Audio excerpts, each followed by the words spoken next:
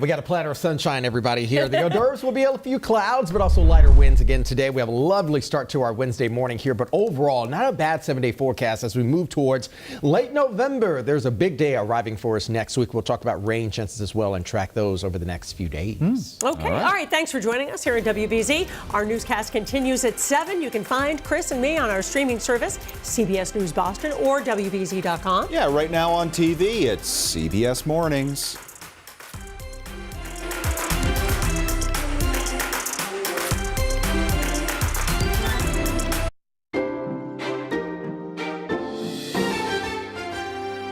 Now, streaming on CBS News Boston. This is WBZ News Mornings. Right now on CBS News Boston, the push for rent control one step closer to being put up for a public vote. The announcement from supporters ahead of the ballot question deadline. Also, Brian Walsh pleading guilty to lesser charges in connection with the death of his wife. The impact this could have at his upcoming trial.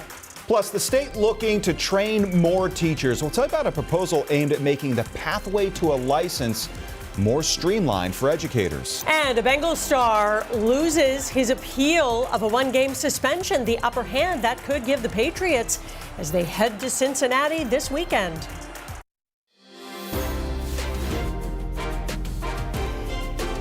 Good Wednesday morning. Thanks for joining us. It's November 19th. I'm Paula Eben. And I'm Chris Tanaka. Hey, looks like Massachusetts voters will get to weigh in on rent control. Supporters there say they have more than enough signatures to put this issue on next year's ballot. Of course, housing affordability a concern for many families, but not everyone in favor of the plan. No, WBZ's Anna Myler is live at the State House with both sides of this debate. It's happening across the country. Anna? Paula and Chris, this ballot initiative would limit rent increases statewide. Supporters say that this would help fix the housing crisis and keep people from leaving Massachusetts, while opponents say it will actually make the housing crisis worse. Supporters say their grassroots campaign garnered more than 124,000 signatures to submit by today's deadline, much more than the 74,574 required to advance the proposal. The ballot initiative would limit rent increases statewide to a maximum of 5%, using rents in place as of January 31st, 2026 as the baseline. Owner-occupied buildings with 4 units or less would be exempt, and rent limits would apply to new construction after 10 years. Multiple real estate groups oppose this proposal, writing in part, this question creates the most restrictive rent control program in the entire United States and forces it on every city and town across the Commonwealth. It will unquestionably make our housing crisis worse and significantly reduce the supply of quality homes on the rental market. Local election officials must certify signatures before campaigns can send them to the Secretary of State by December 3rd. If this continues to move forward after that, voters will have a chance to make their voices heard on this issue next November. Live at the State House, Anna Myler, WBZ News. All right, Anna, thanks for that. Let's take a look at sunrise over Boston right now. Jason Michael is here with a check of your next weather forecast. Veiled start to our Wednesday morning here, Chris, but nonetheless, more sunshine will be moving back in as we get deeper into our Wednesday morning. Good morning, everybody. We got another cold start to the morning here. A little bit colder as what we were talking about yesterday morning. We had a clearer sky yesterday morning as well, so temperatures settle a little bit further down into the lower 20s as well. But now we're back to the upper 20s for a start in terms of current wind chills for the city of Boston. We got a nosy, pesky neighbor down to the south right now, causing some snow showers across central and northern New Jersey, as well as New York and even Pennsylvania at this hour. We're above the freezing mark, so we don't have to worry about any sort of wet weather moving back in, and certainly no snow. 34 degrees in the city right now. And we're continuing to trim back the fat of these very cold temperatures. We're in the 20s, even lower 20s across northern New England. Winds are light and calm as of right now, and that's also aiding and abetting to a little bit of a colder start. Feels like 27 degrees in the city of Boston, back into the upper teens for Worcester. It feels like 19 degrees there. We've had a bit of a colder than average start to the month of November, and now that we're moving towards late November after all, we're also expecting drier than normal conditions. But wet weather is on the horizon as we look towards Thanksgiving next week. We'll talk about that coming up in the full weather forecast there, Paula. We'll see you then for that. Jason, thanks for a look at our roadways this morning. Here are your travel times. It doesn't always give you the accurate story. We've had a lot of crashes throughout the morning. morning. Things are moving pretty smoothly right now, but it is almost an hour 495 to Boston on the Pike East there. Investigators are trying to figure out how this fire started at a restaurant inside Foxwoods Resort Casino in Connecticut last night. The flames broke out at the David Burke Steakhouse. 3 firefighters were taken to the hospital to be checked out. We just got an update. They were all treated and released. Jury selection is set to resume this morning in the Brian Walsh murder trial after the defendant yesterday morning made a surprising change of plea. Yeah, Walsh now admits to 2 of the lesser charges against him. WBZ's Penny Kmitt taking a closer look at what it could mean for the case. This appears to be a change in strategy on the defense's part, and I think it's a really smart strategy. On day 1 of the high-profile trial of Brian Walsh, the Cohasset father pleads guilty to 2 of his 3 charges: misleading a police investigation and improper disposal of a body. Do you wish to offer a change of plea from not guilty to guilty? I do. Those 2 pleas alone could earn Walsh up to 32 years behind bars. They also mean that for the first time, we have confirmation that Walsh's wife, Anna, is dead, despite her body never being found. But under the law, when someone dies, or when someone is dead, you can no longer be married to them. Do you understand that? Yes, sir, I agree. Yeah, the prosecution evidence is strong, but they still do have the weakness of not having the actual body. WBZ legal analyst Jennifer Roman says this all may be a part of a larger strategy by Walsh's defense attorneys to downgrade his first-degree murder charge. But also would give them the option or the opportunity to speak with the prosecution about reducing the murder charge to, say, a second-degree murder or maybe even a manslaughter charge. Roman says pleading guilty to a lesser charge would keep Walsh eligible for parole down the line. On a second-degree murder charge, he could still be sentenced to life in prison. However, he would have the possibility of parole. On a first-degree murder conviction, he does not have the possibility of parole. So a life sentence is truly a life sentence. But as it stands this morning, the trial continues moving forward with day 2 of jury selection. Yesterday, 35 jurors were interviewed, 9 were seated, 3 women and 6 men. The judges hoping to get 16 total. From Dedham, I'm Penny Kmitt, WBZ News. And we will stream today's court hearing before jury selection resumes. That's at 9 o'clock right here on CBS News Boston, on WBZ.com as well, and our YouTube page. A construction worker is dead and 2 others are in the hospital after a trench collapse in Yarmouth. This all happened during sewer work on South Shore Drive yesterday morning. Rescuers say one of the men was able to get himself out, but another had been buried up to his waist and he wasn't rescued until 5 hours later. Can anyone speak to the, integrity or safety of this project throughout, and if there's going to be any effort to look into its safety? That's far outside of my purview at this point. The Massachusetts Coalition for Occupational Safety and Health says that this excavation company, Rivoli Construction, has a, quote, troubling history. We have reached out to the company, but have not heard back. Well, a bill that would require the Department of Justice to release the Epstein files is now headed to the president's desk. Yesterday, it was passed by both the House and Senate almost unanimously. For months, President Trump and leading Republicans have fought against the release, but on Sunday he pivoted, saying on social media that the files on the late convicted sex offender Jeffrey Epstein should be released. Outside the Capitol building, Epstein survivors celebrated the victory.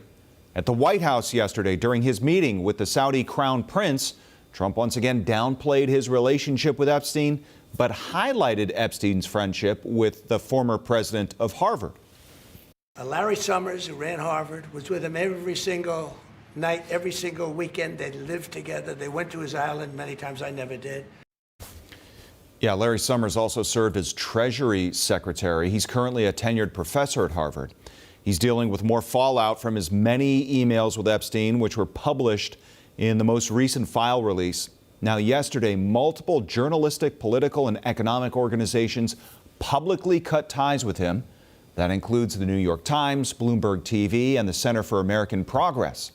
Several others appeared to end their relationships, removing Summers from their websites. Happening coming up today, school committee members are set to hear Boston Public Schools' proposal to shut down 3 schools because of declining enrollment and aging buildings. Mayor Wu and BPS Superintendent Mary Skipper will present the plan at a meeting tonight at 5 p.m. The schools that are impacted, which would shut down in 2027, are Lee Academy Pilot School in Dorchester, another Corsta College in Hyde Park, and Community Academy of Science and Health, also in Dorchester. All right, the Patriots will get back to work today, prepping for the Bengals, who will be without their best player.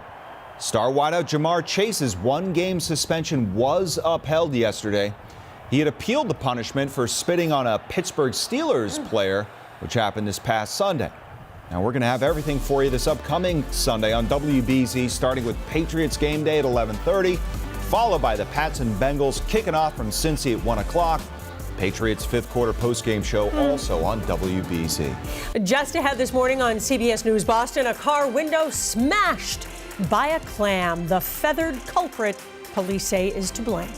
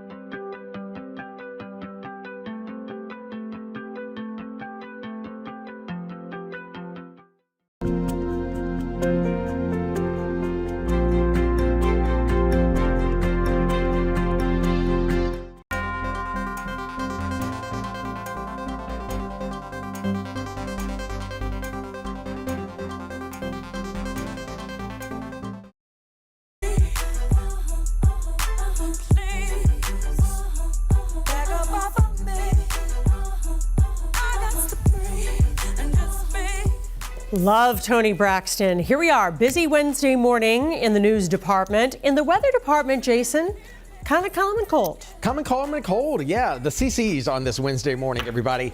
Let's start out talking about the current conditions outside. We've had a hearty start to the work week, keeping the conditions below average, not only in the morning lows, but also the afternoon highs. And we're actually, as you can see there, beginning our Wednesday morning with a bit of a veiled start to the morning.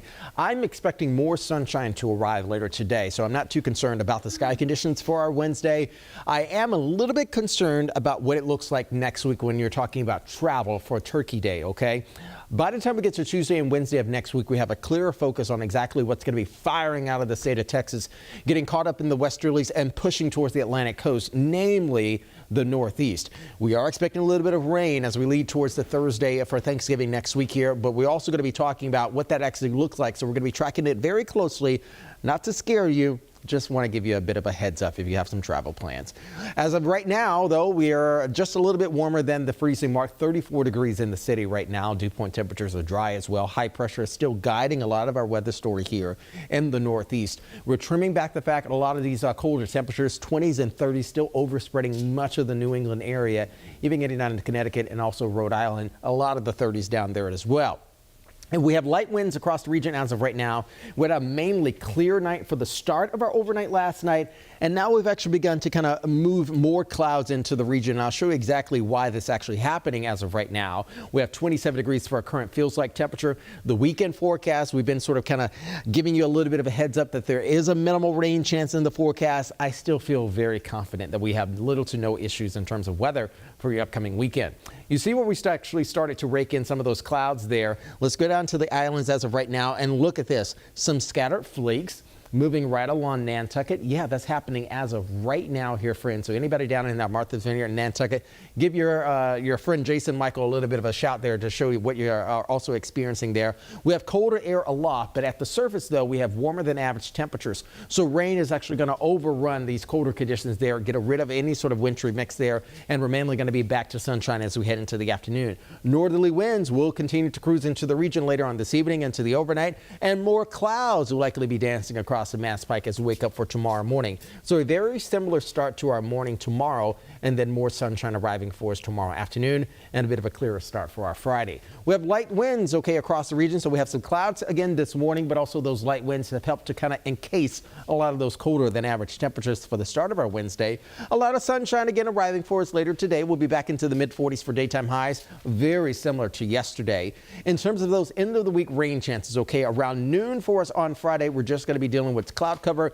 Cold front will move off of the coast there. We may have a couple spot showers by the evening for us on Friday, but then quickly as it moves in, quickly it's going to move out and high pressure is back in control. So here's the next 7. Not bad for late November. We'll be in the mid-40s again today, tomorrow. A little bit warmer by Friday, around 50 degrees. A little bit cooler, but still in the upper 40s for Saturday. We'll be back to sun and clouds on Saturday, albeit with some early morning sprinkles for us on Saturday. And then Sunday we're back dry, back into the mid to upper 40s, maybe around 50 degrees on Monday and Tuesday of next week there, Paula, but we'll have some sunshine to enjoy just the same.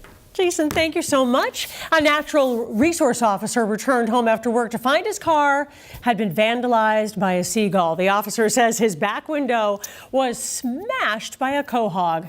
Police had some fun with all this on social media, saying they're concerned the officer may have been targeted because of the nature of his work. The suspect is still at large. They say he was last seen wearing white and gray feathers with a matching yellow beak and feet. A big honor for some local restaurants. Last night, the Michelin Guide announced its first ever Boston area designations. WBZ's Jordan Jagalinzer is live in studio now with the spots that are about to become even more popular. No one's going to be able to get in now, Jordan, but what a great distinction for them. I know, Paula, as if it's not hard enough to already get a reservation at some of Boston's best restaurants. For its first ever Boston Guide, Michelin inspectors have been secretly dining at restaurants for the past few months, but just one earned a coveted Michelin star. 311 Omakase is located in the city's south end and won Boston's first ever Michelin star last night. Since opening in the summer of 2023, it's already been nearly impossible to get a reservation, partly due to the restaurant's intimate size. The 10-seat restaurant serves up Japanese cuisine, where the chef picks 18 courses for each guest, starting at $250 a person. Omakase is Japanese for "I'll leave it up to you," and they've obviously impressed those inspectors. But now that they have a star, the real work comes in keeping it. Those Michelin pros will be stopping by regularly, unannounced, and just one bad meal could have the star taken away. Those who've eaten there tell us that dining inside was an experience. It's pretty small in there, so it's very catered towards you and 9 or 10 other people that are sitting around the sushi counter. So it's a very detailed experience. Several other restaurants in the city and in surrounding towns were named Bib Gourmand restaurants. According to Michelin, those designations are given to eateries offering good quality food for good value. 19 others earned a coveted Michelin recommendation, including Lynn's Nightshade Noodle Bar, Newton's Thistle and Leek, and Urban Hearth in Cambridge. We have the full list on our website, WBZ.com. Do you think we'll be able to get in? Omakase, no. Yes. Some of the others, though, I love the Bib Gourmand distinction. Yeah. Because that is a big deal. Right. And to have your name put out there by the Michelin Guide, Boston restaurants have come an awfully long way. And to feel good while you're there, like you're getting a Yes. bang for your buck at those restaurants. That is huge. You feel good eating it. All right, Jordan, thanks so much. Well, a Boston casting agency is making inclusive modeling a booming business in the Northeast. So Levin is out live this morning at Humankind Casting, learning more about the models as they strut their stuff on the runway. I just love this whole story, Levin. Take it away. This has been fantastic because you can see the room. There's so much energy here at Humankind Casting, and we're here at the nonprofit center here in the city. And I will say this, Christy, it's been fabulous here all morning, and you must be so proud of everybody here. I am beyond proud and beyond excited to be able to do this morning and really showcase that representation matters. Beauty has no limits, and everybody belongs. You've mentioned that it takes everybody to get this together, whether it's Greener Concepts or anchor artists or even just the nonprofit center here that helps us do everything. It takes everybody. It does. We have to bring this to the community that needs it the most, and that's our disability community, right? If I can't expect them to come to me, I want to go to them. So partnering with organizations like Partners for Youth with Disabilities, bringing this experience to the people that they serve, helping to build confidence, self-advocacy, an opportunity to find your own personal style, and for many, independence. Rachel, what is it like to see all of this happen right now? It's great to see everyone here. I mean, I can't stop smiling. What an experience for all of our participants and all the parents and just everyone in this room to see the confidence that they're bringing to themselves. It just radiates, and it's just been such an amazing morning. Cindy, what has it been to be a part of this group? I know you must feel just wonderful in the confidence that it brings.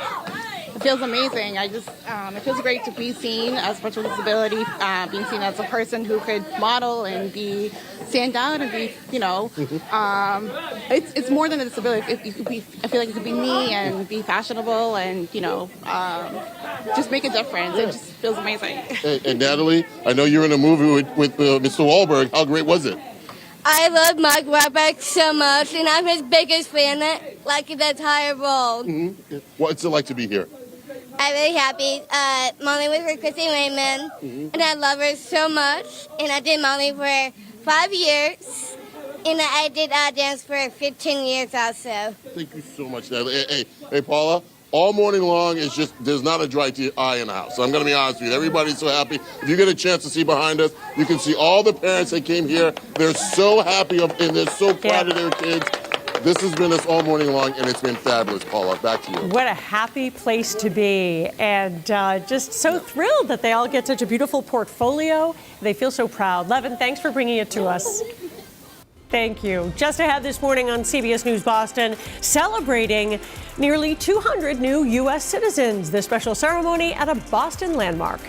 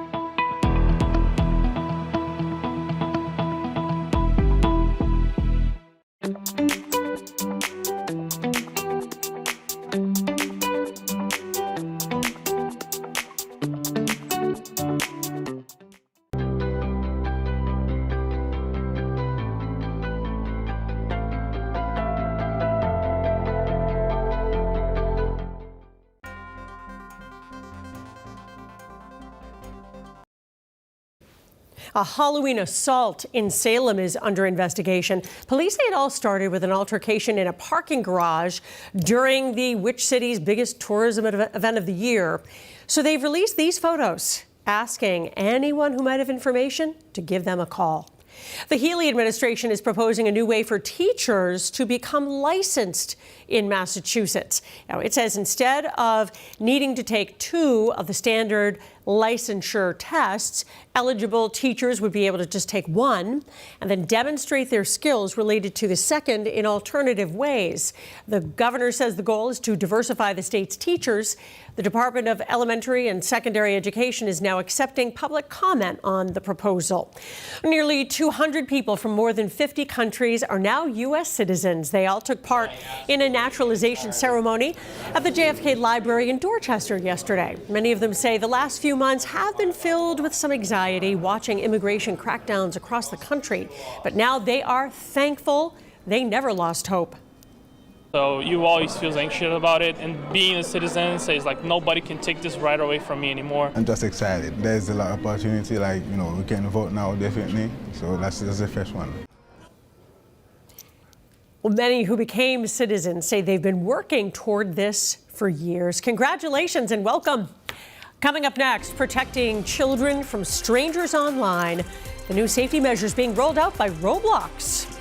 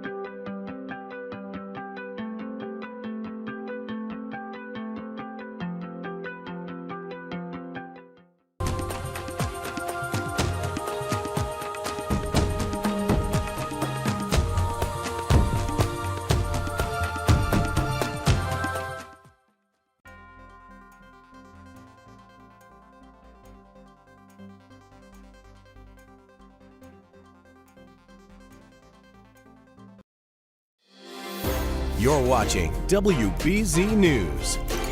Popular online gaming platforms rolling out new safeguards to try to protect children from strangers. Roblox says that it's introducing new age verification features following numerous lawsuits and claims that the platform endangers kids. The new changes include an AI photo check, which will be used to estimate the age of users and limit their communications with people outside of their age group. It's really quite simple. You know, capture your picture locally on the phone, use it to figure out how old everyone is, and really use that then to assign them to the right people that might connect with. But we're really not storing these images. They're deleted soon after we process them.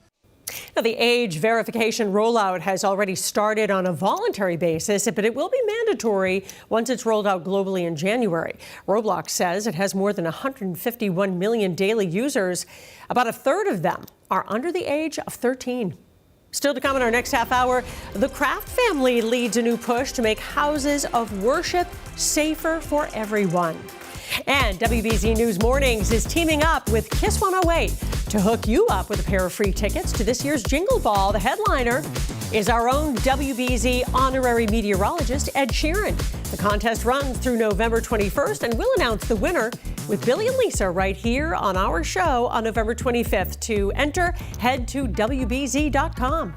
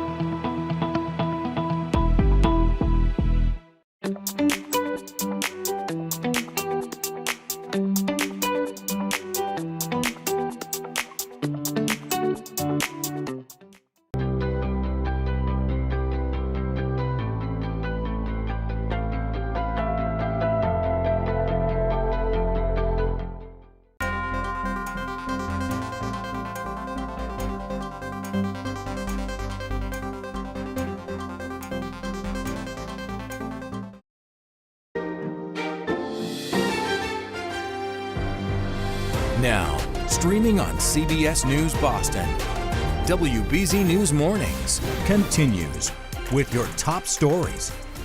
A deadly attack in Framingham. Why the suspect's friend says police have the charges all wrong. Also, more disruptions coming to your commute. If you take the T, the upcoming service changes as crews get ready for work on the orange and green lines. And concerns about a tough flu season ahead. A new strain is spreading, and this year's vaccine may not be highly effective. Why doctors say you should still get it anyway.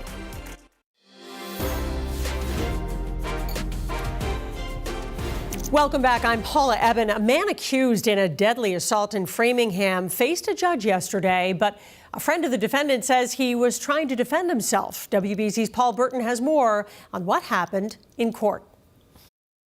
Mr. Craig L. West, the allegations, it's been alleged that you did assault and beat Ozell Sari.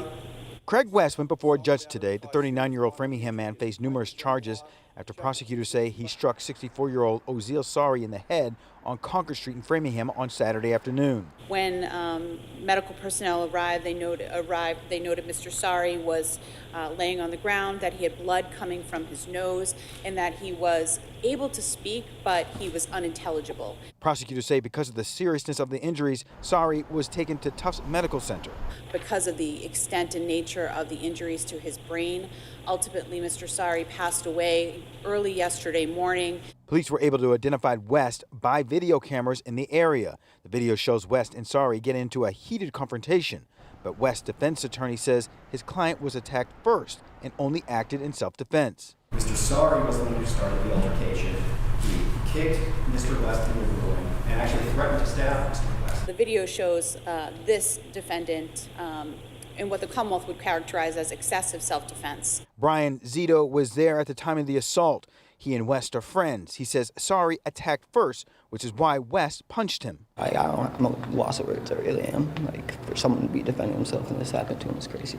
Police say Sari is homeless and well known in the Framingham downtown area. They also say West does have a criminal past dating back to 2014. In addition to the nature of the offense being incredibly serious in terms of the physical assault leading to a death in this case, the Commonwealth believes a high cash bail is necessary to ensure this defendant's return to court.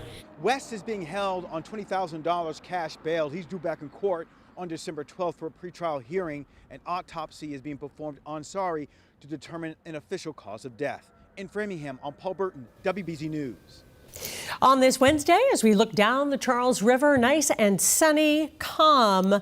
But Jason, it is still cold out there, but pretty quiet day on the weather front, which is nice. Yeah, it's going to be nice and also quiet on the weather front here. Winds are going to be dying down here, Paul, which is great news. We've had our fair share of windy conditions this week. This will likely be no more, especially for areas on the North Shore and the South Shore. Again, this morning we have very calm winds in and around the area. And I think we're actually going to have largely some calmer winds, at least for tomorrow as well. But look at this beautiful ball in the sky. The brightest star in our galaxy, everybody, is going to be shining above here. For our little ones over in Webster, again this morning over in Worcester County, you're going to have a bit of a chilly start. You're in the upper teens there. Lower 20s will take over the next hour or so and likely move us back into the 30s, and eventually air temperatures will be in the mid to lower 40s again later on today.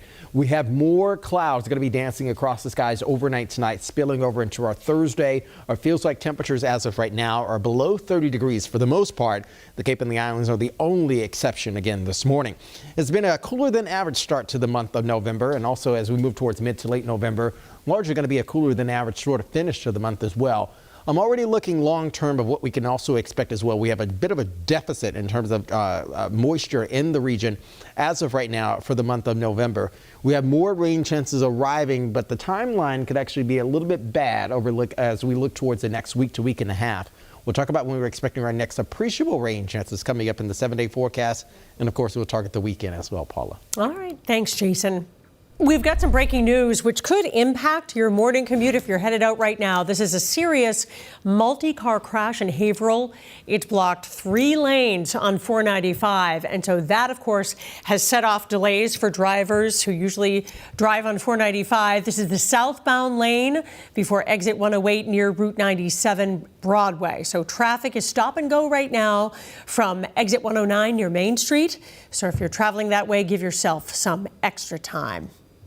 Work is coming to the orange and green lines next month. So T-Riders on the Orange Line shuttle buses will replace service between Back Bay and Forest Hills on December 5th and 6th because of signal work. And then on the Green Line, work on overhead wires is going to take place from December 8th through the 22nd, which will suspend service from North Station to Babcock Street on the B branch, Kenmore on the C and D branches, and Heath Street on the E branch. New data from the state shows that the average school staff member in Massachusetts missed 12 days of work last year. That is 2 days more than what it takes for students to be considered chronically absent. So here's a look at some of the numbers. Medford and Wellfleet both reported 100% teacher attendance, followed by Brewster and Orleans with near perfect attendance. But on the lower end, Northampton Smith Vocational Agricultural School had a 76.7 rate, followed by Saugus at 82.2 and Lawrence at 83.4. Faith leaders, officials, and state police gathered at Gillette Stadium to talk about safety in places of worship. Yesterday's seminar was hosted by the Kraft family. Their goal is to ensure that everyone can practice their faith freely and without fear. Newly sworn in Secretary of Public Safety and Security Gina Kwan discussed a new online portal where you can report hate-based crimes. She also shared a unifying message. Let me be clear. Hate has no home here. An attack on one community is an attack on all of us. We are committed to responding with compassion, resolve, and collaborative solutions. During the seminar, experts presented best practices on security and combating hatefulness. Childcare costs are sky high, in some cases more expensive than rent. This is true in more than 80 cities nationwide, including Springfield. A new study from LendingTree found that parents there spend just under $2,000 a month on infant care, 15% more than the average monthly rent price. This is the biggest discrepancy in the U.S. Boston does have higher childcare costs, but its rent is also much higher. In Texas, the redistricting battle may be headed to the Supreme Court. The state filed an appeal to the nation's highest court after its new congressional map was blocked by federal judges yesterday. They say the maps could harm Black and Hispanic residents due to racial gerrymandering. Experts say the maps would likely lead to 5 additional House seats for Republicans in next year's midterms. The trial of the Duxbury mother accused of killing her 3 small children has been delayed until at least July. Attorneys for Lindsay Clancy say that expert witnesses need more time to evaluate her mental health. The court also denied a request by the defense to move her trial out of Plymouth County. Clancy is accused of strangling her children at their home 3 years ago before attempting to take her own life. Her trial was previously scheduled to begin in February. Experts are warning that it could be a rough flu season. They say there's a new strain of flu surging overseas, and it appears this year's vaccine just is not a strong match. WBZ Samantha Cheney is live in our satellite center with what we all need to know to keep our family safe and healthy. Sam? Good morning, Paula. Well, first, as we head into the holidays, parents and families, they should be making sure that everyone is washing their hands, and second, getting their flu shots. We are entering the season where people will start to get sick, and right now, doctors, they say that flu vaccination rates in our country are down. We're told there's a mutated strain of the virus circulating that's already caused spikes in the UK, Japan, and Canada. It could lead to more hospitalizations and deaths compared to last year. And experts, they say that this new strain, it wasn't around when doctors created this year's vaccine.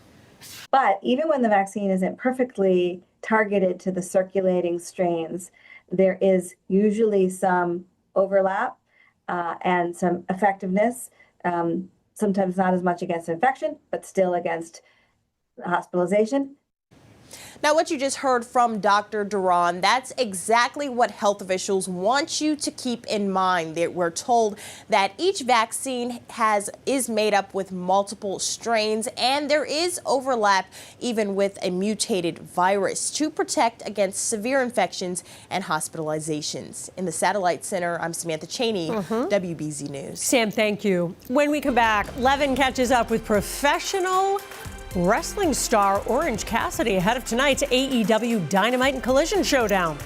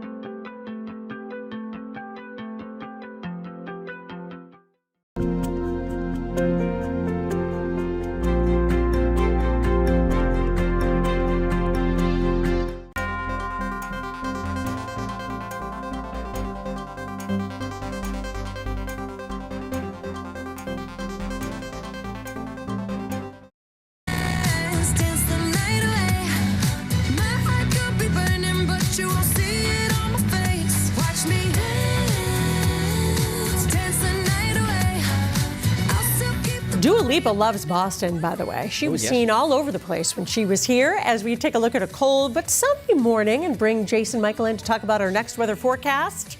We're chilly, but we're happy. Yes, we're chilly and we're happy here as we head towards late November here, Paula. We have some dry conditions on tap for us again today. We've been cooler than the average, okay, but we can take it.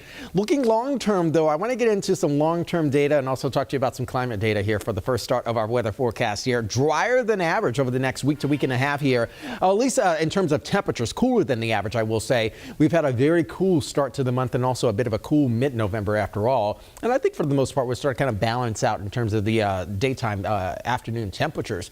Looking long term also with precip, looks like we're going to be a little bit wetter than the average, even though we've been dry so far for the most part. We have a bit of a deficit, just under an inch of rain so far we've already received in the month of November. But it looks as though, friends, we're going to start to rake in some additional rain as we get towards the holiday next week. Unfortunately, looks like it's going to affect the day of travel right before Thanksgiving. Of course, we're going to be watching that day by day and also giving you the most accurate forecast as we can give you as you're making plans for the big old day. Okay, let's talk about the conditions outside as of right now. You see we have some clouds right along and also areas south of the Mass Pike again this morning. And look at this. We have some snowflakes right across the island of Nantucket. Let's talk about the bigger picture. Look at this mess of a system right now. It's causing some issues down in Philadelphia right now. I need to text my brother and see what's happening down there. We got some snow showers there moving into northern New Jersey as well. So near the Trenton area, getting over towards the New York City region as of right now. Warmer air is beginning to take over. So we're overrunning this cold air and allowing for mainly just some rain as it moves off of the coast. As of right now, I'm still expecting very minimal rain chances as we head towards the weekend. A bit breezy at times, temperatures a bit milder as well, and getting close to seasonable averages as well. 34 outside right now. We had some early morning cloud cover. That's beginning to sort of kind of erode away. So we have some calming winds on the North Shore as well as the South Shore. Boston and P-Town are the only areas that we have some busy winds. But hey, they're only about 10 miles per hour. We've had some clearing skies late last night. And even though we got some more clouds to move in around 3 to 4 a.m. earlier this morning, our feels like temperatures outside are still in the upper teens and even mid to lower 20s. Feels like about 27 degrees in the city of Boston. So it will require an extra layer, a warm layer, in fact, as we head out the door again this morning. I mentioned earlier that mess down in PA as well as New Jersey will be moving offshore. It's going to take the remainder of the clouds out with it, so we'll have even more sunshine out later on today before more clouds move back in overnight tonight. So we'll have a bit of a veiled start to our Thursday, but again, a bit of a sunnier finish. By Friday, though, we start to see another system crawl on in here. We'll talk about that as well. But again, topping out in the mid-40s again today with a lot of sunshine on the platter here. 45 in Hyannis, my forecast high. 44 in Vineyard Haven, and a couple of degrees warmer in the city of Boston for a forecast high. As we look towards Friday into Saturday, I mentioned earlier I have little to no concerns in terms of the rain chances between Friday and Saturday. Look at this system. Okay, moisture starved. It may sort of kind of spray the region with a spotty sprinkle or two, perhaps even just mainly the Cape and even the islands as we go to about 9 p.m. on Friday night through early Saturday morning. And then that is gone. That is moving out. High pressure is moving back in. And that means we've got a bit of a partly cloudy sky for our Saturday as well as on our Sunday as well. We're back in the 20s and even low 30s overnight tonight, friends.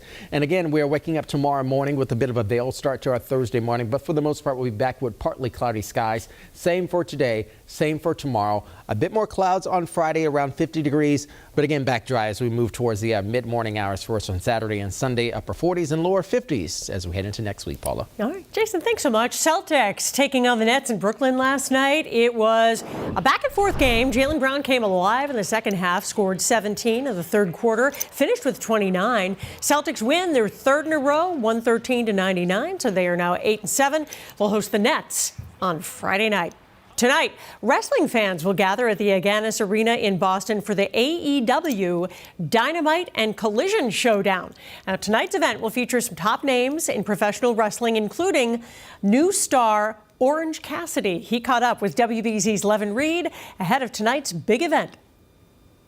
You know, this man right here is the reason why everybody who says size matters in wrestling, well, they have to pause. Because if you have quickness and a great right hand, well, then you can make it happen. Orange Cassidy joins us here at the WBZ studios. And first and foremost, thank you for coming in. What is it like to come back to Boston? I know you got to start here with Beyond Wrestling for a little bit, so you have some roots here. Yeah, but also thank you for that great introduction, because my finishing move is a jumping punch. Yes. So that's very accurate. Sorry, I can't get over it. I'm gushing over that intro you gave me. Yeah, I know. Boston is very important to me, especially beyond wrestling. Mm-hmm. That was the first place that kind of said, yeah, I don't know what this is, but go ahead, do it. Yeah. Looks fun. Yeah. So now I'm still doing it. You know what? I don't feel correct with this interview right now. Give me those. I feel like we need to, when in Rome kind of thing. Yeah. You know, one of the things that is your signature that I think a lot of people see is that you bring the sunglasses. Why the old school shades when you come to the ring? I don't know. Don't you feel better right now wearing your sunglasses? I actually do feel pretty good right now, to be honest with you. So that's why I do it. Mm-hmm. And this is the only ones that are laying around, so. For those who don't know, and you should, you come into the ring. Sometimes they want to greet you. They want to say, hello, how you doing? And you say, I'm going to give you the Orange Cassidy handshake, which is hands in the pocket. And then you proceed to wrestle with hands in the pocket. First, how did you master that? You know, when you get beat up a lot, you try different things, and the one thing that seemed to work, you know, it's amazing that when you stand in front of somebody that wants to punch you in the face, and then you put your hands in your pockets, they really let their guard down. Yeah. And I've come to realize that, and that's why I do that, because like you said, I'm not that big, but I do certain things to make people feel like they have a false insecurity, and then I punch them in the face. Yes, I like that. Hey, before we start anything, can you do the kicks of doom to me? Because if I do, we're going to have to fight. But you know what's funny? Skip that part of the fighting part. I'll do it to you. So the kicks of doom. Yeah. Yes. Yeah. When you do this to get it started. Yeah. I love the idea of this. What's it like to have signature things? The kicks of doom, the orange punch, the orange double punch when you come off the top rope. Well, you know, it's really just all me putting my hands in my pockets and like gently kicking you in the shin. It was basically just being like, come on, hit me, I dare you. And it's just like, you know how like when someone like, yes, that's all it is. Mm-hmm. And there's a lot of big dumb guys in professional wrestling, and they take the bait, and then it is nice to have something that people can recognize, especially when you come to like a live event stuff. Professional wrestling is so interactive. I think it's the most interactive forms of entertainment that you possibly can attend, and like I think it's absolutely necessary for somebody to have something that the fans can get involved with. So luckily, gently kicking someone in the shins is what they like, so I'll take it.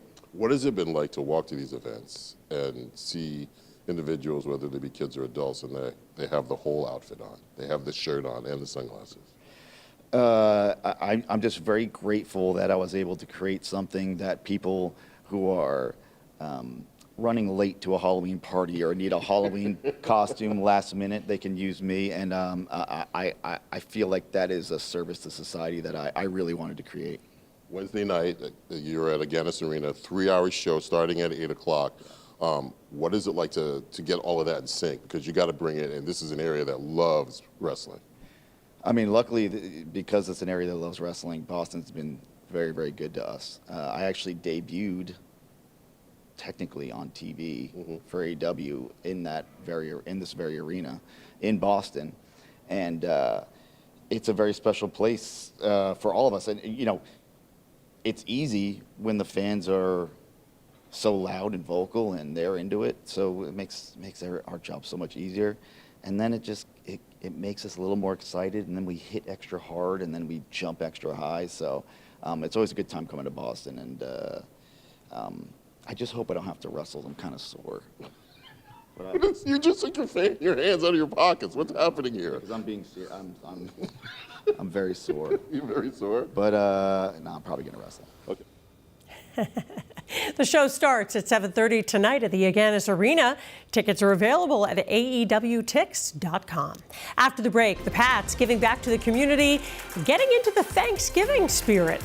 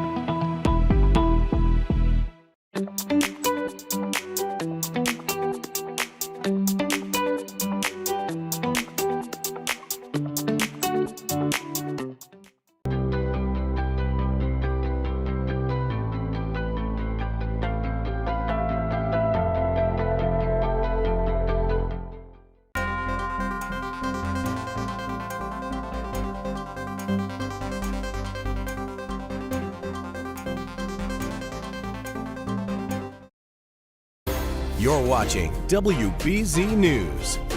Well, thousands of Massachusetts families are going to be able to enjoy a Thanksgiving feast thanks to the Patriots and the United Way. The organizations kicked off their annual Thanksgiving project yesterday. Patriots players joined in on the Packing Week push, and throughout the week, volunteers will put together 10,000 meal bags for local families in need. And a reminder, WBZ is partnering with Wegmans this holiday season to support food pantries across the state. You can find more information on how to get involved on our website, WBZ.com. I'm Paula Eben. You're watching CBS News Boston. We'll be back right after the break. But first, here's a look at what's ahead at 8 o'clock. More closures on the T, the changes impacting the orange and green lines, and the stops that'll be closed down for a few weeks. And jury selection resumes this morning in the trial of Brian Walsh for the death of his wife, Anna. A recap of what happened in court yesterday ahead of today's hearing, all coming up at 8. Stay with us. We'll be back with more news and your next weather forecast.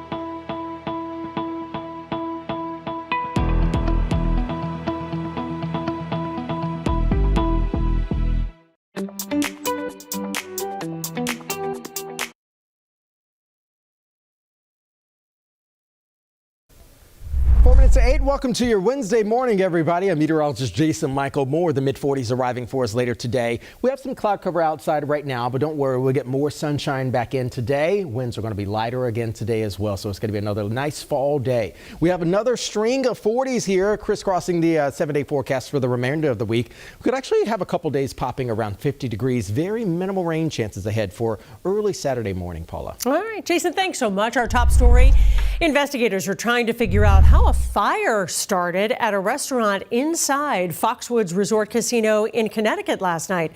The flames broke out at the David Burke Steakhouse. 3 firefighters were taken to the hospital to be checked out. They were treated and released. If you're watching us on CBS News Boston, we'll be back after a quick break. CBS Mornings continues.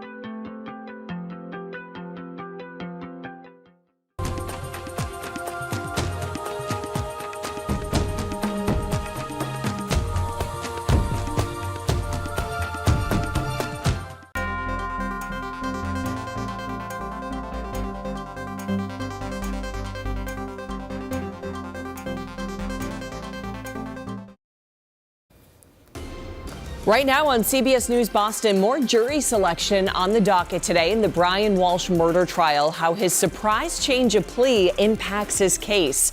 And capping rent increases in Massachusetts, the milestone activists say they have reached in their effort to have voters weigh in on rent control. And the final ruling is in for a Bengals star player suspended for spitting on an opposing player, what it means for Sunday's showdown with the Patriots.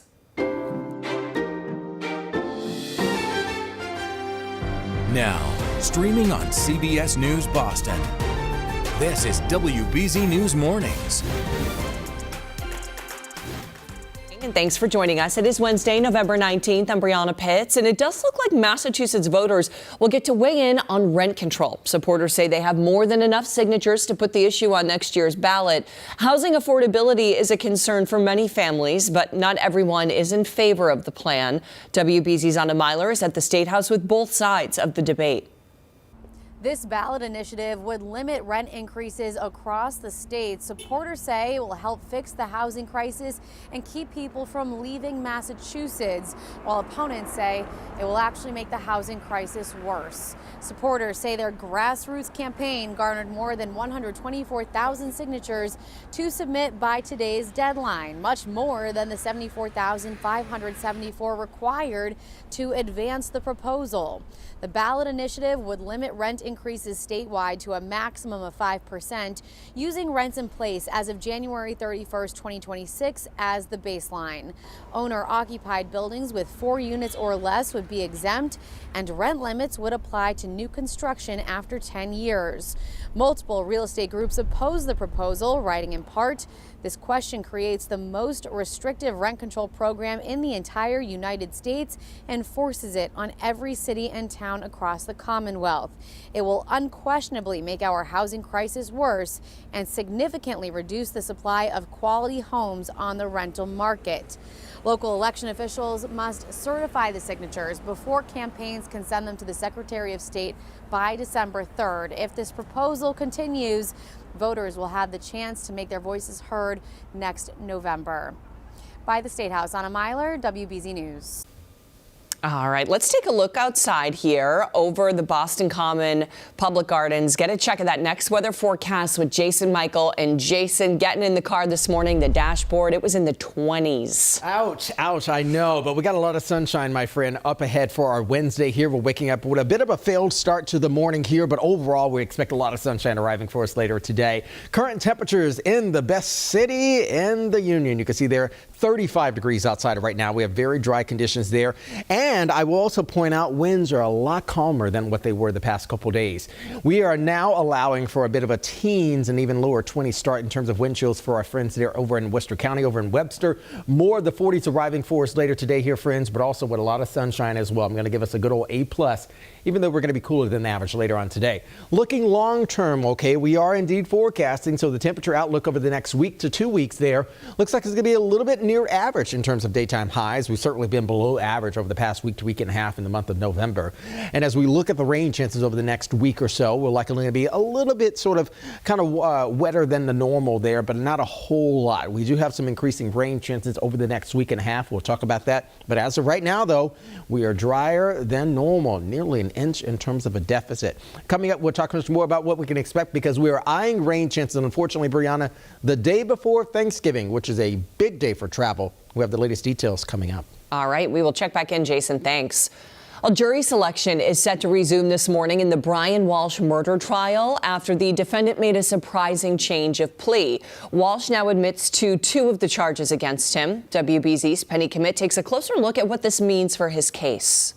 This appears to be a change in strategy on the defense's part, and I think it's a really smart strategy. On day 1 of the high-profile trial of Brian Walsh, the Cohasset father pleads guilty to 2 of his 3 charges: misleading a police investigation and improper disposal of a body. Do you wish to offer a change of plea from not guilty to guilty? I do. Those 2 pleas alone could earn Walsh up to 32 years behind bars.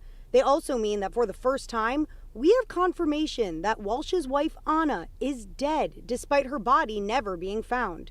But under the law, when someone dies, or when someone is dead, you can no longer be married to them. Do you understand that? Yes, sir, I agree.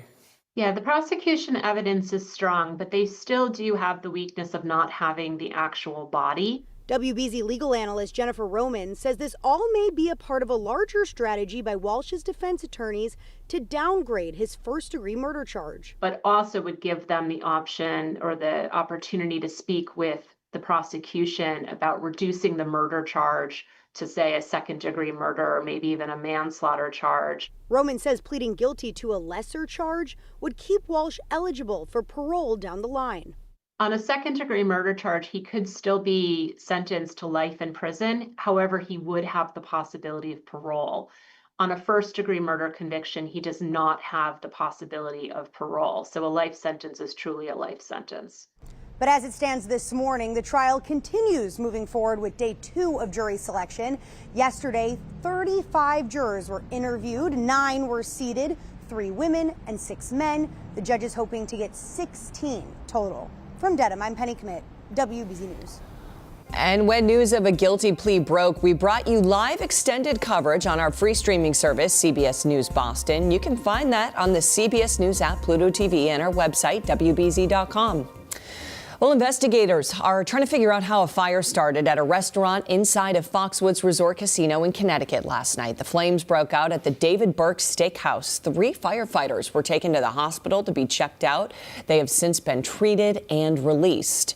And 1 construction worker is dead and 2 others are in the hospital after a trench collapse in Yarmouth. It happened during sewer work on South Shore Drive yesterday morning. Rescuers say one of the men was able to get himself out. Another had been buried up to his waist and wasn't rescued until 5 hours later. Can anyone speak to the, integrity or safety of this project throughout, and if there's going to be any effort to look into its safety? That's far outside of my purview at this point. On the Massachusetts Coalition for Occupational Safety and Health says the excavation company Rivoli Construction has a, quote, troubling history. We have reached out to the company, but we have not heard back. Well, a bill that would require the Department of Justice to release the Epstein files is headed to the president's desk today. Yesterday, it was passed by both the House and the Senate almost unanimously. For months, President Trump and leading Republicans fought against the release. But on Sunday, Trump pivoted, saying on social media that the files on convicted sex offender Jeffrey Epstein should be released. Outside the Capitol building, Epstein survivors celebrated the victory. At the White House yesterday, during his meeting with the Saudi Crown Prince, Trump once again downplayed his relationship with Epstein and highlighted Epstein's friendship with the former president of Harvard. Larry Summers, who ran Harvard, was with him every single night, every single weekend. They lived together. They went to his island many times. I never did. Well, Larry Summers also served as Treasury Secretary and is currently a tenured professor at Harvard. He's dealing with more fallout from his many emails with Epstein published in the most recent file release. Yesterday, multiple journalistic, political, and economic organizations publicly cut ties with him, including the New York Times, Bloomberg TV, and the Center for American Progress. Several others appeared to end their relationships, removing Summers from their websites. Well, today, school committee members are set to hear Boston Public Schools' proposal to shut down 3 schools due to declining enrollment in aging buildings. Mayor Wu and BPS Superintendent Mary Skipper will present the plan at a meeting tonight at 5 p.m. The impacted schools, which would shut down in 2027, are Lee Academy Pilot School in Dorchester, another course to college in Hyde Park, and Community Academy of Science and Health in Dorchester. Well, the Healey administration is proposing a new way for teachers to become licensed in Massachusetts. It says instead of needing to take 2 of the standard licensure tests, eligible educators would be able to take 1 and demonstrate their skills related to the second in alternative ways. The governor says the goal is to diversify the state's teachers. The Department of Elementary and Secondary Education is now accepting public comments on the proposal. Well, the Patriots get back to work today. They are prepping for the Bengals, who will be without their best player on Sunday. Star wideout Jamar Chase's 1-game suspension was upheld yesterday. He appealed the punishment for spitting on a Pittsburgh Steelers player this past Sunday. We're going to have it all for you here on WBZ Sunday, starting with Patriots game day at 11:30, followed by the Pats and Bengals kicking off at 1, and then the 5th quarter post-game show. Just ahead this morning on CBS News Boston, the Boston area restaurants getting first-time recognition from the prestigious Michelin Guide. And we want to introduce you to this week's Wednesday's child. Alana is 12 years old and loves the arts, crafts, reading, and gymnastics. Those who know her say she's adventurous and nurturing, especially with children and animals. For more information on Alana and the adoption process, head to our website, wbz.com.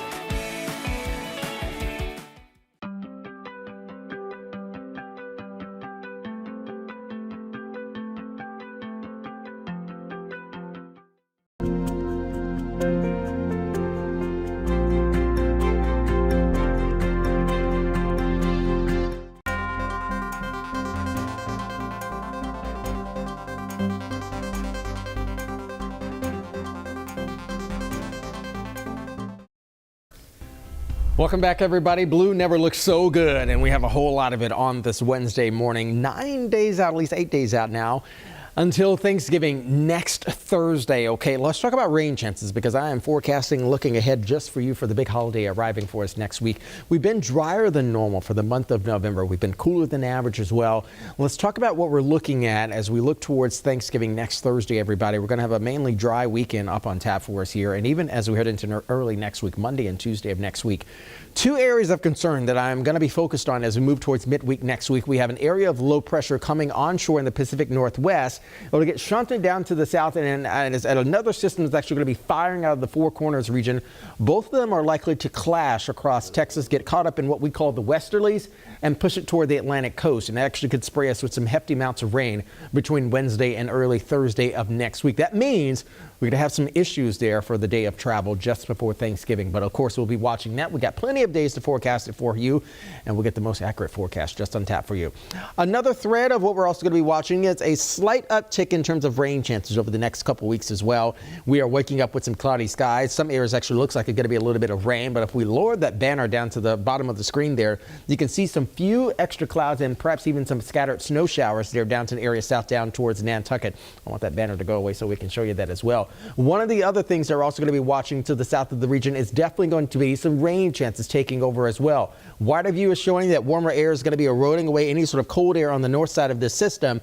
Rain will be taking over, and then the rest of that system will be pushing out into the Gulf of Maine once we get into the next few hours or so. We'll be back to near seasonable conditions on Saturday, around the upper 40s, both Saturday and Sunday. The only difference between the two is we'll have a more sunshine arriving for us for the latter half of the weekend as opposed to the front of the weekend as well. So current temperatures outside here, 35 degrees in the city of Boston. We have dry dew point temperatures. We can thank high pressure for that. We have lighter winds again this morning. We had clearing skies, at least for the first half of the overnight last night, so we allowed temperatures to settle back down. And because we have light winds outside, Temperatures have also scaled back as well. Still around 19 degrees, it feels like, over in Worcester. As that system I was telling you about earlier that moves off of the coast, we'll have a lot of sunshine arriving for us for the remainder of our Wednesday before more clouds move back in for tomorrow. We're going to have a moisture-starved sort of Thursday for us here. And as we look forward Thursday night into early Friday, a few extra clouds will be moving on through, and then our next frontal boundary will be passing by Friday night. That's the threat of a spot shower or two. But we'll take our temperatures back into the 40s again today, being below average yet again, around 46 to 47 degrees in the city. Cooler conditions will prevail for the islands later today, but still nonetheless, you're likely going to be in the mid 40s there. There's that front that I was warning you about that could actually throw some extra rain chances our way. Hey, we're only talking about 35% chance of rain early on Saturday morning. That pushes on out. High pressure moves back in, and that means a nicer Saturday afternoon for you. Still likely to be below average, though, at least until we get to about Friday. We'll be around 50 degrees or so. Average daytime high for today is 51 degrees. We'll take those 40s and sunshine right on into next week there, Brianna. All right, Jason, thanks. Well, a big honor for some local restaurants. Last night, the Michelin Guide announced its first ever Boston area designations. WBZ's Jordan Jaglenzer is live in the studio with the spots that are about to get even more popular, Jordan. Yeah, Brianna, as if it's not hard enough to get a reservation at some of Boston's best restaurants already for its first ever Boston Guide. Michelin inspectors have been secretly eating at restaurants for the past few months, but just one earned a coveted Michelin star. 311 Omakase is located in the city's south end and won Boston's first ever Michelin star last night. Since opening in the summer of 2023, it's already been nearly impossible to get a reservation there, partly due to the restaurant's intimate size. The 10-seat restaurant serves up Japanese cuisine, where the chef picks 18 courses for each guest, starting at $250 a person. Omakase is Japanese for "I'll leave it up to you," and they've obviously impressed those inspectors. But now that they have a star, the real work comes in keeping it. Those Michelin pros will be stopping by regularly, unannounced, and just one bad meal could have the star taken away. Those who've eaten there tell us dining inside was a real experience. It's pretty small in there, so it's very catered towards you and 9 or 10 other people that are sitting around the sushi counter. So it's a very detailed experience. Several other restaurants in the city and in surrounding towns were named Bib Gourmand restaurants. According to Michelin, those designations are given to eateries that offer good quality food for good value. 19 others earned a Michelin recommendation, including Lynn's Nightshade Noodle Bar, Newton's Thistle and Leek, and Urban Hearth in Cambridge. We have the full list on our website, WBZ.com. I really want to try to get in here now. I know everybody, maybe in a couple years we can all get in. I remember you talking about trying to make a reservation there. What's interesting, so I looked up the Nightshade Noodle Bar because that's like noodles sound so good to me. Especially this time of year. I know, cozy, right? Yeah. But I'm looking, they're like, it's a 14-course noodle thing. Oh my gosh. All of them are like 18 courses, 14 courses. They must be little. Yes, I feel like that's kind of Michelin's thing. Yes. I feel like every Michelin star restaurant, or even ones that are recommended, are always courses. That are picked for you. It's an experience. It's an experience. Okay, we will go. Either fish or noodles will do it. Yes. Thank you, Jordan. Hey, thousands of Massachusetts families will be able to enjoy a Thanksgiving feast thanks to the Patriots and the United Way. The organizations kicked off their annual Thanksgiving project yesterday. Patriots players joined in on the Packing Week push. Throughout the week, volunteers will put together 10,000 meal bags for families in need. And a reminder that WBZ is partnering with Wegmans this holiday season to support food pantries across the state. You can find more information on how to get involved on our website, WBZ.com. Well, Celtics taking on the Nets in Brooklyn last night, and it was a back-and-forth game. Jaylen Brown came alive in the second half. He scored 17 in the third quarter, finishing with 29. Celtics win their third in a row, 113-99. They are now 8-7. They'll host the Nets on Friday night. Well, in business news this morning, new protections for minors are in the works on a popular gaming platform. And there's a new collaboration between a major delivery company and a deep discount retailer. CBS News' Jesse Mitchell has your latest business headlines.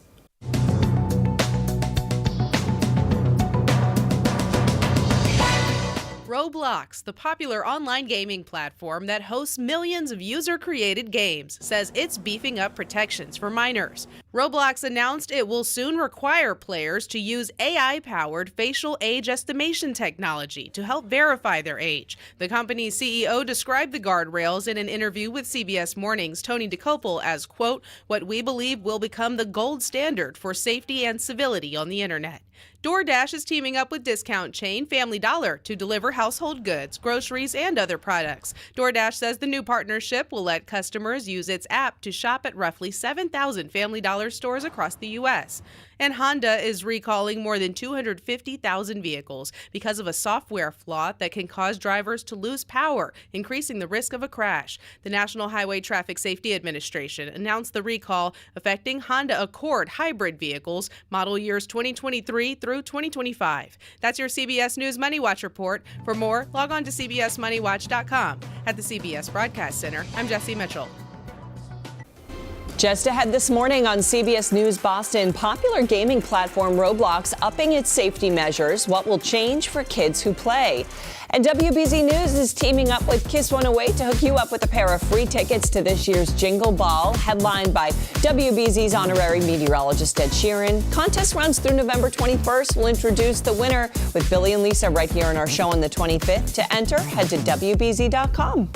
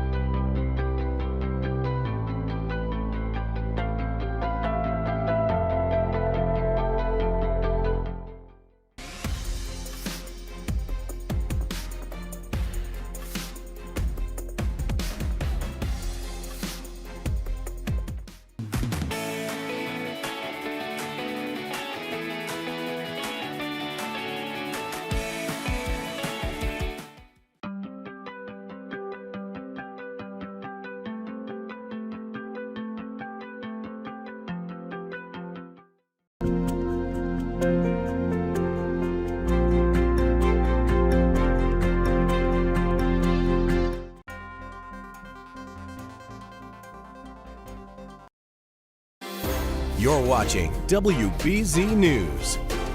Well, a popular online gaming platform is rolling out new safeguards to protect children from strangers. Roblox says it's introducing new age verification features following numerous lawsuits and claims that the platform endangers kids. The new changes include an AI photo check, which will be used to estimate the age of users and limit their communications with people outside of their age group. It's really quite simple. Capture your picture locally on the phone, use it to figure out how old everyone is, and really use that then to assign them to the right people that might connect with. But we're really not storing these images. They're deleted soon after we process them. The age verification rollout has already started on a voluntary basis and will be mandatory once it's rolled out globally in January. Roblox says it has more than 151 million daily users, with about a third of them under the age of 13. Well, coming up next, the Kraft family leading a new push to make houses of worship safer for everyone.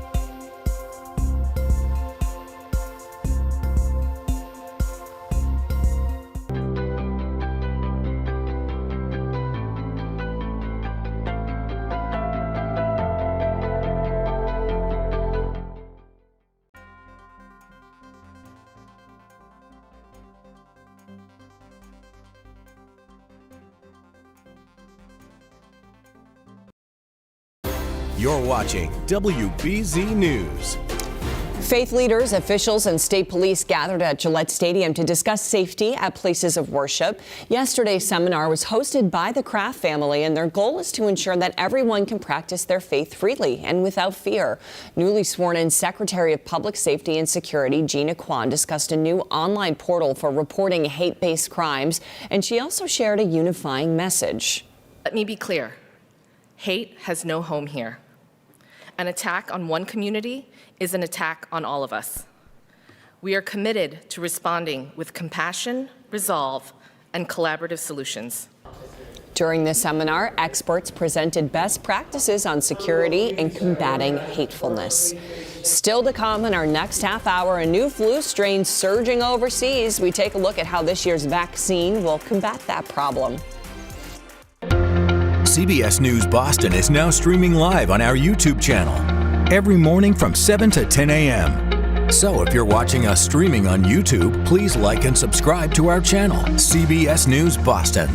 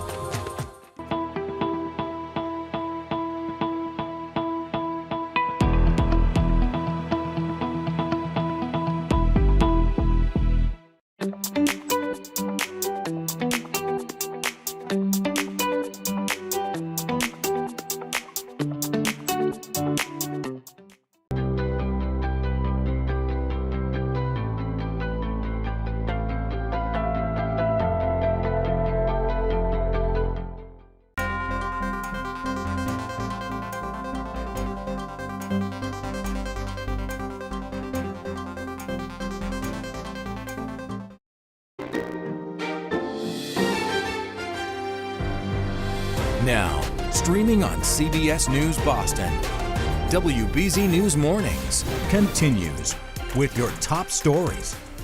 Right now on CBS News Boston, concerns about a tough flu season ahead. A new strain is spreading, and this year's vaccine may not be highly effective.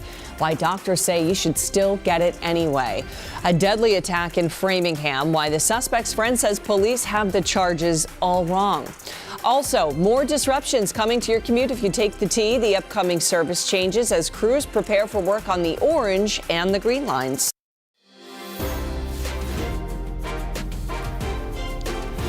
Welcome back, everyone. I'm Brianna Pitts. Experts are warning it could be a rough flu season. They say there's a new strain that's surging overseas, and it appears that this year's vaccine is not a strong match. WBZ Samantha Cheney is live in our satellite center with what you need to know to keep your family safe. Sam.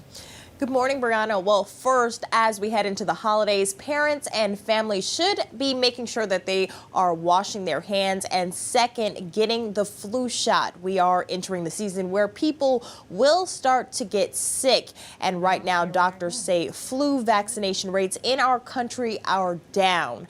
We're told there's a mutated strain of the virus circulating that's already caused spikes in the UK, Japan, and Canada. It could lead to more hospitalizations and deaths compared to last year.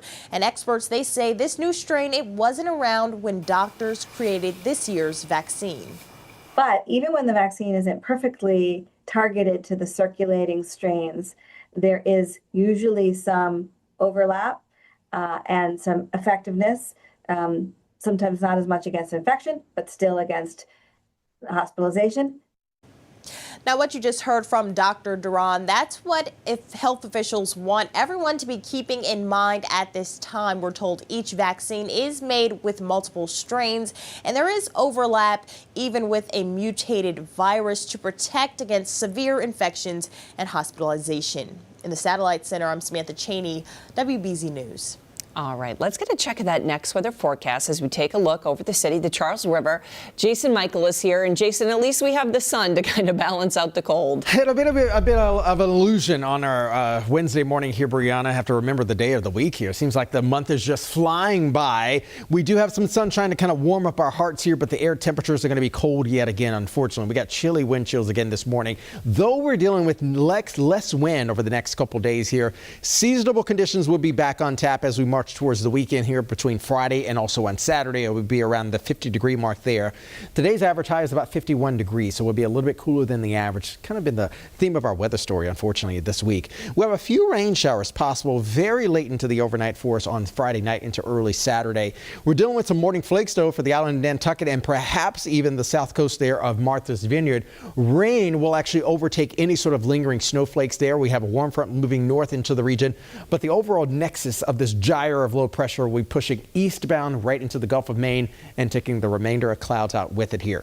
This is some of the cloud bands that we have as of right now from that system here, but sunshine will be taking over for us here. Temperature is also going to be warming up. We're only about 35 degrees right now. Winds are around 8 miles per hour, so significantly less than what we were dealing with here earlier this week, where we had gusts around 40 miles per hour. Chilly wind chills are up from the teens. We're right around 20 degrees over in Worcester right now, 25 in Norwood, 32 degrees. It feels like the freezing mark down in New Bedford, 29 in Boston, 33 over in P-Town as well. But the hour-by-hour forecast, mainly sunny for the rest of the day here, friends. So we'll talk about the rest of the 7-day forecast and also talk about the potential for some rain causing some issues just in time for the Thanksgiving day of travel, Brianna. Okay, Jason, thank you. Oh, more fallout for the former Treasury Secretary and Harvard President Larry Summers. He is now resigning from the board of OpenAI. This is according to our partners at Axios. Summers will step away from the board. At the same time, he's stepping away from public commitments. This is all tied to his ties to convicted sex offender Jeffrey Epstein. At this point, Summers still intends to fulfill his teaching obligations at Harvard, though Senator Elizabeth Warren is urging Harvard to cut ties with Summers.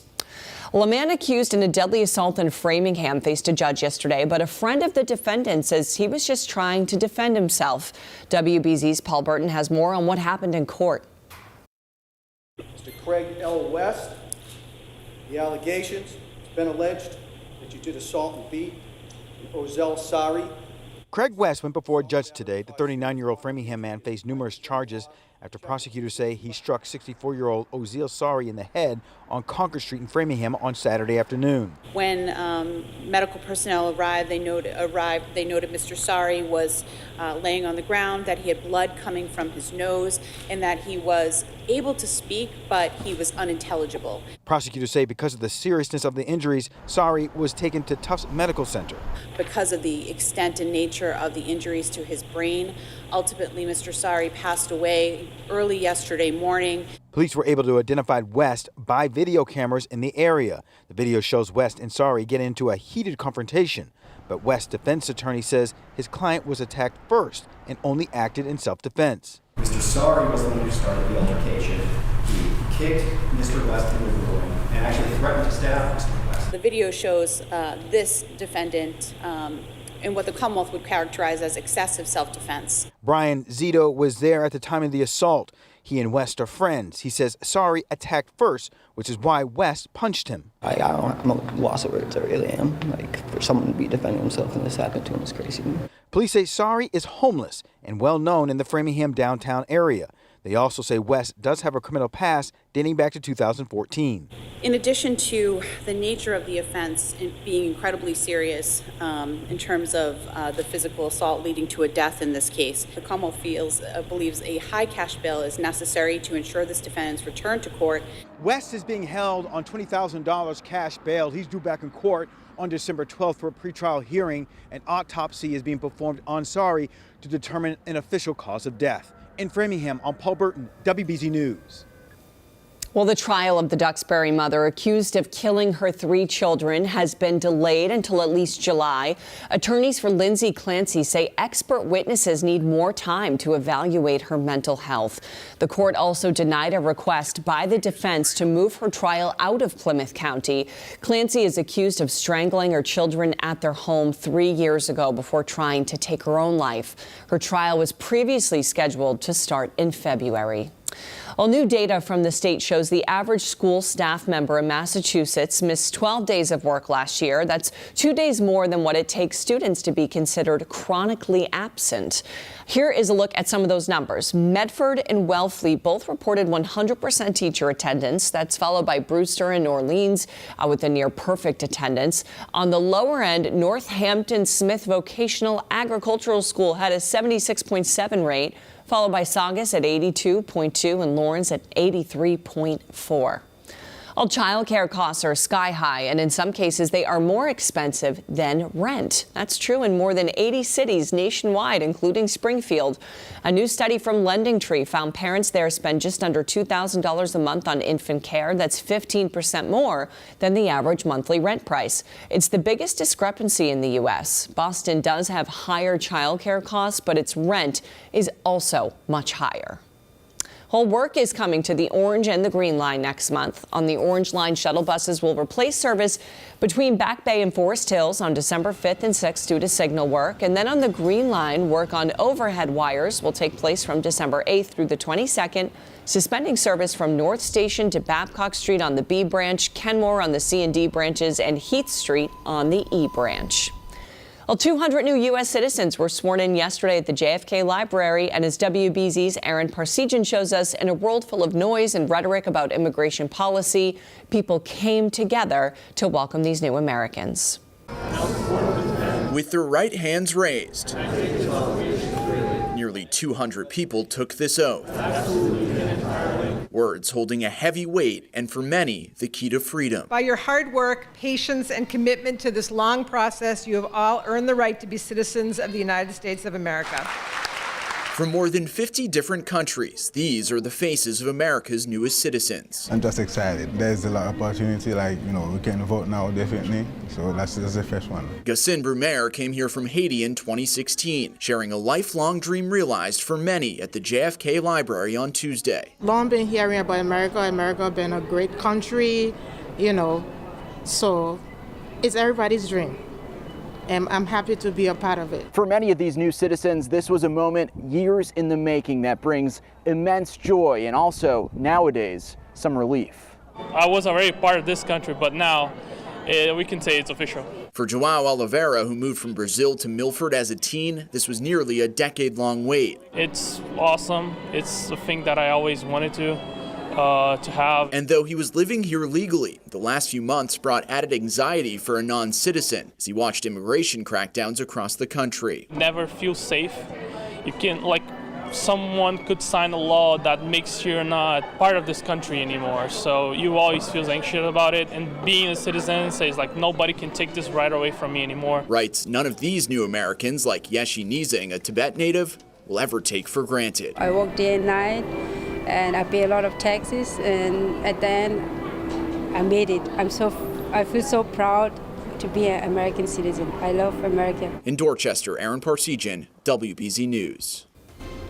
Still to come on CBS News Boston, Steve Burton, Ernie Adams, and Christian Fourier discuss how the Patriots can win their 9th straight game this weekend, even though they are now without one of their best defensive players.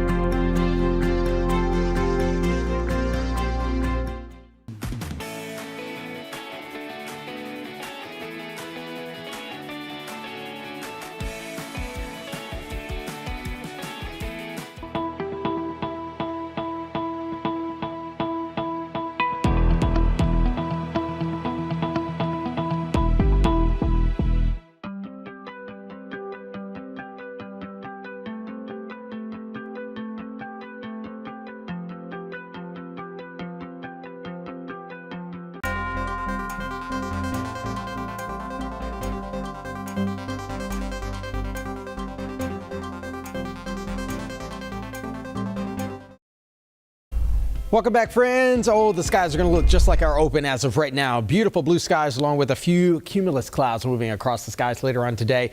We've got the brightest star in our galaxy shining overhead here to allow for another lovely day here. Even though temperatures will be a little bit cooler than the average, we've had a really moisture-starved type of month here. Temperatures this week have been below average. Even last week we were below average as well. But in general fashion here, as we're looking ahead at the 7-day forecast, I'm going to go even farther out than that. We're going to look at the next 7 to 10 days here because we have a big holiday arriving for us next Thursday. As it appears as of right now, we're expecting a system to crawl out of Texas there, fire even more rain showers into the region beginning on Wednesday afternoon through the early evening hours. And some of those spot showers can actually cause a little bit of travel woes for us as we look towards the day before Thanksgiving of next week. We're also going to be tracking a little bit more wet weather by Black Friday as well, but it looks like most of the rain chances will be confined to the day before Thanksgiving, which is next Wednesday, okay? Looking at the long-term forecast, the next 6 to 10 days, the Climate Prediction Center down in Normal, Oklahoma says we're going to have a slight uptick in terms of rain chances. That, of course, is already happening here in that graphic that I just showed you. But as of right now, we got less winds outside, chilly air temperatures as well, but a lot of sunshine. So that bit of an illusion for the day will allow for another stable conditions type of forecast for today as well as tomorrow. Seasonable conditions for the end of the week. We're talking about temperatures in the upper 40s, perhaps even low 50s, and a few rain chances again popping up between Friday night and early Saturday. What we're dealing with here right now, friends, is a little bit of cloud cover beginning to wane and push on out. We got a lot of energy down to the south as of right now, and even some early morning flakes down in Martha's Vineyard as well as Nantucket. All of that energy goes away by the time we get to noon later on today as we say goodbye to that system. Again, it's remaining down to the south. We have some cloud bands moving in across the eastern half of the harbor as of right now. We see 35 degrees on the board for the city of Boston. Light winds for the North Shore, the South Shore, Worcester County over in Central Mass there will likely be a bit drier than normal as well. Current wind chills are up from the teens earlier this morning in Worcester. Feels like 20 degrees there, about 10 degrees warmer in the city of Boston. Mid to upper 30s for the Cape and even the islands there. We can thank that maritime influence for that. We'll have a lot of sunshine, mainly clear skies to start out the evening into the early night hours, and then we'll allow for more clouds to hang overhead as we look towards our Thursday as well. Yesterday, we topped at about 47 degrees. I'm going to keep us right around that again later on today, about 46. We'll maybe shoot for 47. We'll go ahead and do it 2 days in a row, so that actually won't be that bad. As we see the frontal boundary pushed through by Friday evening here, folks, a lot of the wet weather is actually going to be confined to northern New England and maybe a couple of spot showers across the area south there down to near Philly as well as Jersey and maybe even the south coast there of Connecticut. As that system pushes on out, drier skies, at least drier conditions and clearer skies move back in. High pressure will drive a lot of the stability into the weekend, so we'll have some partly cloudy skies for both Saturday as well as Sunday. Here's the 7-day forecast. Not bad for late November after all. We'll keep temperatures in the upper 40s and lower 50s and 30s and perhaps even a few 20s in the overnights. All right, Jason, thanks. Well, the Pats were off yesterday. They go back to work today. They are gearing up for Cincy on Sunday. Our Steve Burton, Ernie Adams, and Christian Fourier broke down all of the key Patriots headlines heading into the matchup. The Patriots will not have Milton Williams, and I think he's one of the best players on their defense. No question. They wanted a big dominant force in the middle. He's been exactly that. The unfortunate reality of pro football is it's a war of attrition. You're going to get guys banged up. You're going to lose them for some time. You just have to, move on. But he's been a terrific player for them, and it's a big loss. The good thing is, right now you'd say good chance they're going to have him in January. I got you. And that's really, okay. You're at the point now where, stuff like that becomes really important. He's a tone setter, and I think it's a big loss because he's a big reason why they were so successful against the run. Not only just his own personal dominance against offensive linemen, but just the ability to rotate guys in there. So obviously Christian Barmore becomes a bigger impact player. Rookie Joshua Farmer is going to have to step up. He's been hurt coming off an ankle injury. We'll see how what kind of production he can give you. And Tonga's been great. I mean, on both sides of the ball, to be honest with you. I love Tonga. Just the name itself. Just the name alone. You got to live up to that name, though. So, yeah, but that to me is listen, they were doing really good against the run. I don't think they'll be as good, but they'll still be good enough to kind of make a difference. Okay, they get the potential return of Ramondre Stevenson and Keyshawn Boutte. You need these guys back. Stevenson has a toe. How long can he be out with a toe injury? As you see from some guys around the league, it's significant. I mean, you think about it. Every time you take a step, if your toe's not right, it's going to impact you. Okay, so case in point, how about Joe Burrow? Yeah, Joe Burrow's been, that's a good point. Joe Burrow's not playing. Purdy. Yeah, right. You're right. Good. No, excellent point. So here's my thing. Travion Anderson has taken off.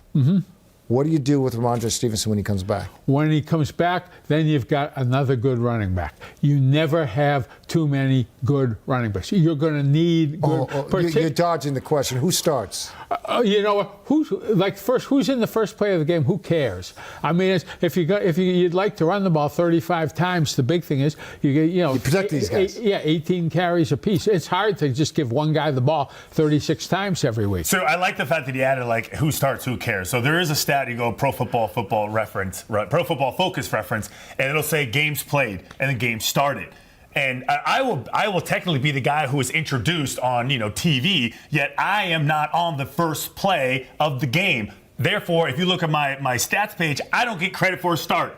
That's kind of the way it works. You don't get credit for the start unless you are literally the tight end on record playing the first snap of the first game. So it's weird that way. So my answer to your question is, nothing changes. If the game plan calls for him to have a play, he's going to start. But backs are different. They're a lot like tight ends. You can have two on the field at the same time. Quarterbacks doesn't matter. Offensive lineman, it's always one guy. Receivers, 5 guys sometimes. I mean, let me put it to you this way. Go ahead. Does anybody really care that on all their championship teams, John Havlicek didn't start a lot of games? The place when it counted, he was in there. He was. He was in there. And he also stole the ball. He did against Hal Greer. I actually remember that. So how does Josh juggle the two going forward? Listen, you're going to have you're in 2 plays. Now I'm going to I get another play. Maybe you're better at. I'll put you in. Okay.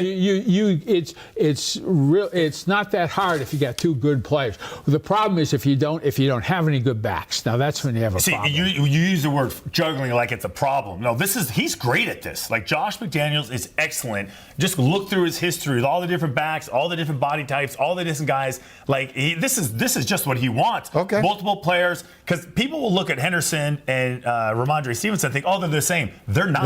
No, They're not. No. So they'll be used differently. One's power, one's speed. Yep. One's power, one's speed. And it affects, and the defense sure has to look at it that way. You have a different who's in the game in the backfield will determine what a lot of defenses play.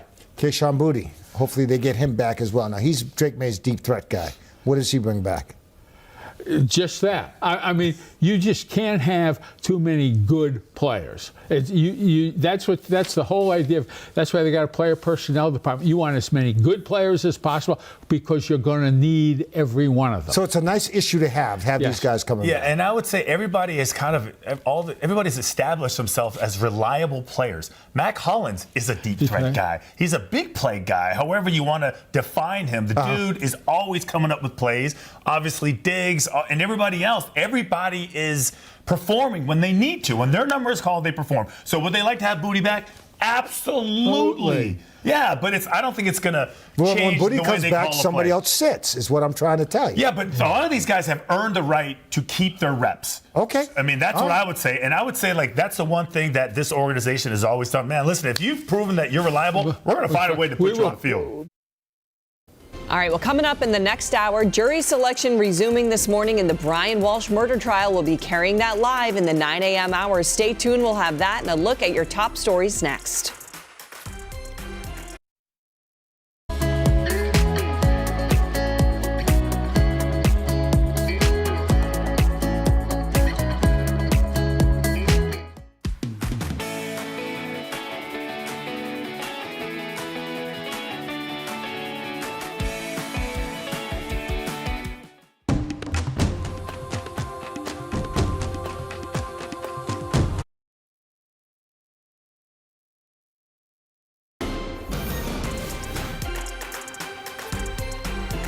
Good morning. It is 8:53. I'm Brianna Pitts. We'll have today's top stories. But first, meteorologist Jason Michael is here with a look at the next weather forecast. Real chilly start to the day. We do have the sun at least. Yeah, we got a lot of the sunshine, but also those chilly weather conditions outside here, Brianna. 20s are still greeting us as we head out the door here on this Wednesday morning, everybody. Mid-40s arriving for us later today under mainly sunny skies. Yesterday, we hit the nail on the head at 47 degrees. I think we're likely going to do it again today, even though we'll be maybe a little bit cooler in some areas, a little bit warmer in other areas. Overall, though, I still have very little concerns about any sort of early morning rain showers for us on Saturday. It's only about a 30% chance, and most of it's going to be prior to the sunrise hour for us on Saturday. So enjoy a string of upper 40s there, lower 50s as we cruise into the end of the week there. We're going to be on the countdown for Thanksgiving next week. We're also going to be tracking some rain chances leading into the day before Thanksgiving. We'll keep you updated on each and every day. But for now, though, enjoy the sunshine and mid-40s later today, Brianna. All right, Jason, let's check your drive times. We've improved on the expressway, 31 minutes, Braintree up to Boston, 44 minutes into the city on 93 South, little over an hour into the city on the Mass Pike eastbound. Route 24 remains a 15-minute ride. Well, jury selection set to resume this morning in the murder trial of Brian Walsh following his surprise change of 2 pleas yesterday. Here are your top stories. Walsh is accused of killing his wife, Anna, in 2023. Her body has never been found. He had pleaded not guilty to 3 counts against him, but yesterday he reversed course and admitted to misleading police and improper disposal of a body. Walsh is still pleading not guilty to first-degree murder. Well, Karen Reed is now suing state police investigators and key witnesses in her trial. She claims they tried to frame her for the death of Boston police officer John O'Keefe. The lawsuit names nearly everyone at the Canton house that night that O'Keefe was found dead. Attorneys for some of those named tell WBZ the lawsuit is without merit. Reed was acquitted of the most serious charges against her in the case, including murder. Well, today, school committee members are set to hear Boston Public Schools' proposal to shut down 3 schools due to declining enrollment and aging buildings. Mayor Wu and BPS Superintendent Mary Skipper will present the plan at a meeting tonight at 5 p.m. The impacted schools, which would shut down in 2027, are Lee Academy Pilot School in Dorchester, another Corsta College in Hyde Park, and Community Academy of Science and Health in Dorchester. Well, the Healy administration is proposing a new way for teachers to become licensed in Massachusetts. It says instead of needing to take 2 of the standard licensure tests, eligible educators would be able to take just 1 and demonstrate their skills related to the second in alternative ways. The governor says the goal is to diversify the state's teachers. The Department of Elementary and Secondary Education is now accepting public comments on the proposal. Well, a natural resource officer returned home after work to find his car had been vandalized by a seagull. The officer says his back window had been smashed by a quahog. Police had some fun with it on social media, saying they're concerned the officer may have been targeted because of his nature of work. Suspect is still at large. That seagull, they say he was last seen wearing white and gray feathers. This has been a WBZ News update. If you are watching us on CBS News Boston, we'll be back in a few minutes. Have a great day.